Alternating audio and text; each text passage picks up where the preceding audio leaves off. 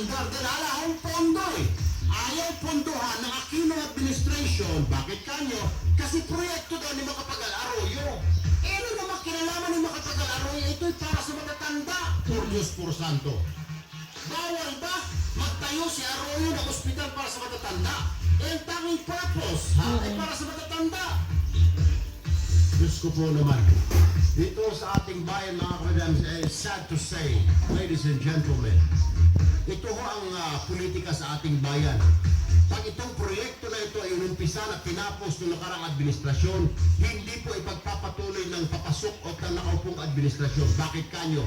Kasi ang pangalan yan, ang kredito ay doon sa nakaupo na administrasyon noon at hindi sa aking administrasyon. Ganun ho eh, mga buwisit, mga bodas, hestas, barabas.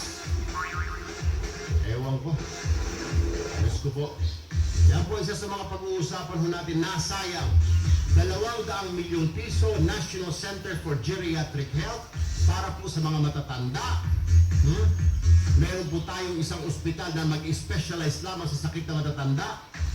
Hindi po gumagana dahil ayaw punduhan ng administrasyon ito dahil galing daw po kay Gloria Arroyo. Panginoon ko. Alam niyo nagsumbong sa akin, mga doktor na ho ang nag-email. At sinabi din, Mr. Tulfo, please help us. For the sake of our senior citizens, we need your assistance. Kindly call on the attention of this administration, the Aquino administration, to please fund this hospital for the sake of our senior citizens. Yan ho ang sabi sa email sa akin. Well, mamaya mga kapatid, pag-uusapan ho natin yan. Nasayang na naman, 200 milyon, hindi po magamit ng mga senior citizen dahil sa demonyong politika sa ating bayan.